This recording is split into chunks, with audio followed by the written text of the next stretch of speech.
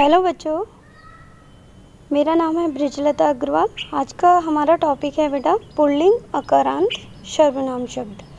सबसे पहले हम ये समझेंगे कि बेटा जो हिंदी में हमारे दो ही लिंग होते हैं, पुल्लिंग और स्त्रीलिंग, जबकि संस्कृत में आपको पता है कि 3 लिंग होते हैं, पुल्लिंग, स्त्रीलिंग और नपुंसकलिंग।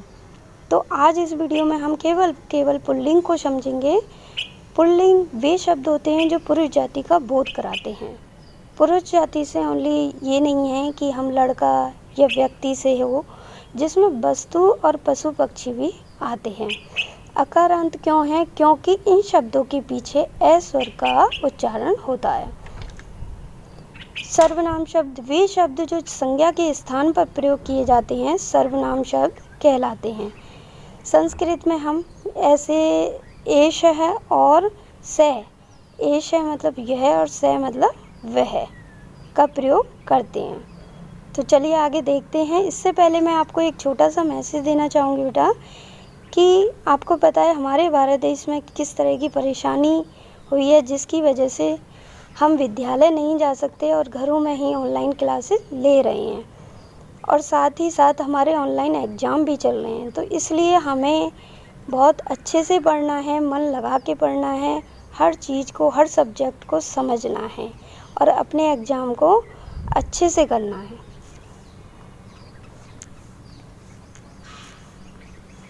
पुल्लिंग की परिभाषा वे संज्ञा शब्द जो हमें पुरुष जाति के व्यक्ति, वस्तु आदि का बोध कराते हैं, पुल्लिंग शब्द कहलाते हैं।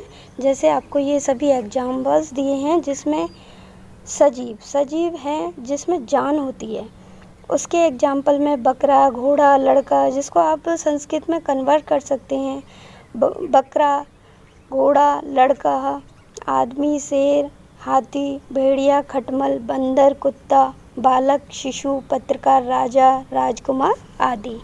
इसके अलावा कुछ शब्द ऐसे भी होते हैं जैसे निर्जीव, जिसमें रुमाल, कपड़ा, रक्त, रबड़, शहद, सोना, वसंत, लगान, फल, धन, पत्थर, नशा, नक्शा, पोषण, भाग्य, मटर, धंधा, दवा आदि।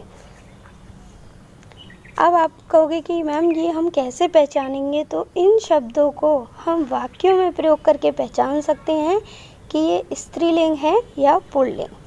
आइए देखिए कैसे। जैसे यहाँ शब्द है एक शनि, तुम्हारे सिर पर शनि की दशा है, न कि दशी। तो इस तरह से हम पहचानेंगे कि लास्ट में जो क्रिया आ रही है, जो वर्ड आ रहा है, वो कंसेप्ट क्लियर करता है कि हमारा पुल्लिंग है या स्त्रीलिंग। नेक्स्ट है वन, मैं वन में जाना चाहता हूँ। शंख, मेरा शंख बजता ही नहीं है। घी, आजकल घी बहुत महंगा हो रहा है। दंड, तुम्हें दंड अवश्य मिलना चाहिए, मिलनी चाहिए तो नहीं है। तो इस तरह से हम बेटा पहचान सकते हैं कि ये हमारे पुल्लिंग शब्द हैं।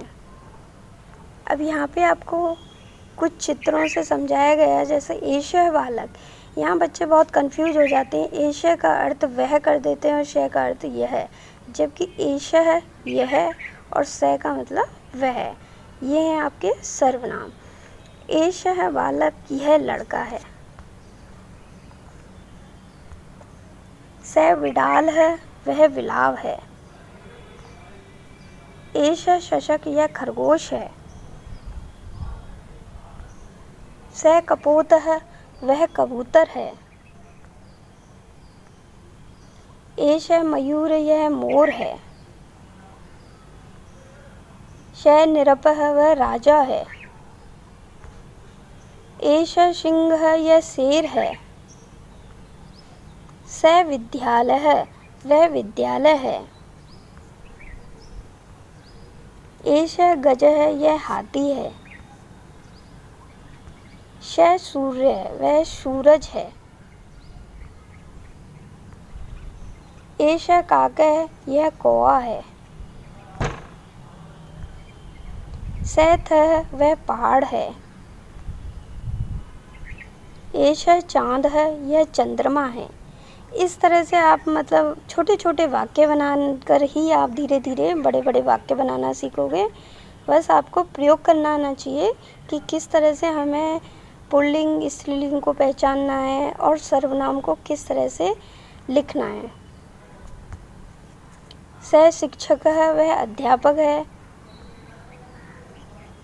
एषः शृगालः यह सियार है। स सर्पः वह सांप है।